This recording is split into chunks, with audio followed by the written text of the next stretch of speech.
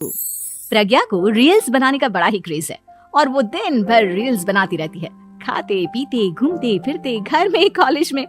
Reels बनाने के कारण प्रज्ञा पूरे कॉलेज में हाईलाइटेड है। जहाँ उसकी रील्स सभी को पसंद आते हैं, वहीं मनीषा चिंता में डूबी रहती है। एक रोज जब खाते हुए प्रज्ञा रील्स बना रही होती है, तब मनीषा कहती है, 1 मिनट भी चैन नहीं है इस लड़की को। ये नहीं कि खाना तो आराम से खा ले, लेकिन नहीं, अरे थोड़ी देर रील्स नहीं बनाओगी तो आसमान नहीं टूट पड़ेगा। अरे मम्मी, इसी को तो कहते हैं डिटर्मिनेशन। तुम नहीं समझोगी ये सब। भगवान, इस लड़की को सद्बुद्धि दे। जब देखो तब टेढ़ा बाका मुंह बनाती रहती है। मनीषा की बात का प्रज्ञा पर जरा भी असर नहीं होता और वो खाते खाते रील्स बनाती रहती है। दिन बीतने लगते हैं और देखते देखते प्रज्ञा का कॉलेज भी खत्म हो जाता है। आए दिन कोई ना कोई मनीषा को प्रज्ञा की शादी करवाने का सुझाव दे जाता है। सब ठीक ही कहते हैं, प्रज्ञा की शादी कर देनी चाहिए। अपने घर के काम काज में व्यस्त हो जाएगी तो खुद ही ये रील्स और नाच गाना बंद हो जाएगा। मनीषा और प्रेम प्रज्ञा के लिए एक अच्छा लड़का ढूंढने लगते हैं और तभी विकी का रिश्ता प्रज्ञा के लिए आता है, जिसने प्रज्ञा को उसकी रील्स देखकर पसंद कर लिया था। अगले दिन विकी अपने माता पिता के साथ प्रज्ञा के घर पहुंच जाता है और प्रज्ञा साड़ी पहने हाथों में चाय की ट्रे लिए उनके सामने आती है। जब विकी को पसंद है तो हमें भी बहू पसंद है। बहन जी, आप बारात की तैयारी कीजिए। एक बार लड़का लड़की अकेले में बात कर ले तो अच्छा रहेगा। हाँ हाँ, क्यों नहीं। मनीषा विकी को प्रज्ञा के कमरे में भेजती है, जहाँ प्रज्ञा पहले से ही रील्स बना रही होती है। तभी विकी कहता है, आ गए आपके साजन जी। हमारे साथ ये रील्स कंप्लीट करती तो और भी अच्छा रहता। अच्छा जी, आप आ ही गए हैं तो बना ही लेती हूँ आपके साथ। दोनों मिलकर रील्स बनाते हैं। जब वी मीट और तुरंत पोस्ट भी कर देते हैं। फिर विकी कहता है, जब आप साड़ी में चाय लेकर आई तब मुझे लगा कि कहीं मैं गलत घर में तो नहीं आ गया। अब सही है। दोनों की शादी पक्की हो जाती है और शादी के दिन भी प्रज्ञा रील्स बनाने से चूकती नहीं। यहाँ तक कि बारात के समय भी नाचते हुए रील्स बनाती है। सभी लोग प्रज्ञा की तारीफ के पुल बांध देते हैं और प्रज्ञा नाचती गाती अपने ससुराल चली जाती है। सब कुछ अच्छा चल रहा होता है। प्रज्ञा यहाँ भी दिन भर हर चीज की रील्स बनाती रहती है।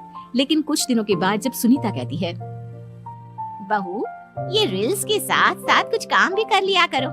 वैसे तुझे और क्या क्या बनाना आता है? मम्मी जी, वैसे तो सब कहते हैं कि मैं सब कुछ अच्छा बनाती हूँ, लेकिन मुझे लगता है कि मैं मैगी अच्छा बना लेती हूँ। हाँ, कॉफी भी अच्छा बना लेती हूँ और मुंह तो सबसे अच्छा बना लेती हूँ। हैं? अच्छा अच्छा। सुनीता अपना माथा पकड़ लेती है और कहती है, बहू, कुछ खाना बनाना भी सीख लेती। मम्मी जी, मैं लंबी प्लानिंग कर रही हूँ। जल्दी ही मैं इतनी फेमस हो जाऊंगी कि मुझे पैसे मिलने लगेंगे। हम दोनों सास बहू राज करेंगे, राज नौकर काम करेंगे और लोगों की तो लाइन लगेगी हमसे मिलने के लिए। तेरा दिमाग खराब हो गया है क्या बहू? हंसी मजाक तक ठीक है, लेकिन इस तरह घर नहीं चलते। जितना जल्दी हो इस घर के तौर तरीकों को सीख लो। प्रज्ञा मुंह घुमाकर चली जाती है और तुरंत उसी वक्त एक रील बनाती है। ये देख सुनीता का गुस्सा 7वें आसमान पर चला जाता है और विकी के घर आती ही सुनीता उसे सब कुछ बताती है। विकी भी अब प्रज्ञा की इन हरकतों से परेशान हो जाता है। तुम टेंशन मत लो मम्मा, मैं देख लूंगा।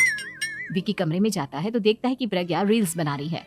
विकी बड़े ही प्यार से प्रज्ञा से कहता है, प्रज्ञा, इन सब के लिए मैं तुम्हें मना नहीं कर रहा हूँ, लेकिन फिर भी हर वक्त तो ये अच्छा नहीं लगता ना। समझने की कोशिश करो, मुझे भी तुम्हारा थोड़ा वक्त चाहिए। मैं जब ऑफिस से आता हूँ तो मुझे समय देने की जगह इसी में लगी रहती है। तुम ज्यादा ही सोच रहे हो। तुम भी मेरे साथ रील्स बनाओ ना, तुम्हें भी बहुत अच्छा लगेगा। तुम्हें इज्जत से कोई बात समझ में नहीं आती क्या? दिमाग खराब हो गया है तुम्हारा इस चकाचौंध से। अगर तुमने अपना रवैया नहीं बदला तो मैं तुमसे दूर चला जाऊंगा। तुम ही रिश्ता लेकर आए थे, मुझे लड़कों की कमी नहीं थी और ना आज है। विकी दरवाजा पटक कर चला जाता है। धीरे धीरे विकी प्रज्ञा से दूर होता जाता है। एक रोज मनीषा प्रज्ञा के ससुराल उससे मिलने जाती है। तब सुनीता उससे कहती है, बहन जी, अब आई हैं तो कुछ दिन यहाँ रहकर जाइएगा। आप ही का घर है। हाँ मम्मी, बहुत दिन हो गए तुम्हारे साथ एक भी रील नहीं बनाई मैंने। प्रज्ञा तुरंत अपने फोन में रील्स ऑन कर लेती है। ये सब मुझसे नहीं होता। तेरा ये भूत अभी तक नहीं उतरा क्या? बहन जी, आप कुछ कहती नहीं क्या इसे? जब आप ही कुछ नहीं कर पाई तो मैं कर ही क्या सकती हूँ। सास तो वैसी ही बदनाम है। शाम को घर की लाइट चली जाती है और मनीषा प्रज्ञा से कहती है, मेरे घुटनों में बहुत दर्द हो रहा है, तू लाइट का कुछ इंतजाम करना बेटा। अच्छा कैंडल जला देती हूँ मम्मा। प्रज्ञा गाते हुए कैंडल जलाती है और खिड़की के पर्दे के पास रख देती है। मनीषा जिसे बहुत दर्द हो रहा है वो सो जाती है और प्रज्ञा हमेशा की तरह अपने रील्स में लग जाती है। उधर कैंडल की वजह से पर्दा आग पकड़ लेता है और मनीषा के कमरे में आग लग जाती है।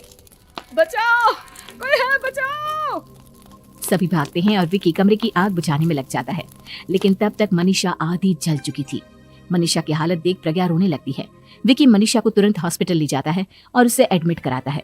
विकी प्रज्ञा से कहता है, देख लिया ना, तुम्हारे इस नाच गाने की वजह से आज तुम्हारी माँ की जान जाते जाते रह गई। अब पता नहीं तुम और क्या चाहती हो। उधर डॉक्टर कहते हैं, इनकी हालत बहुत नाजुक है, आधे से ज्यादा जल चुकी है।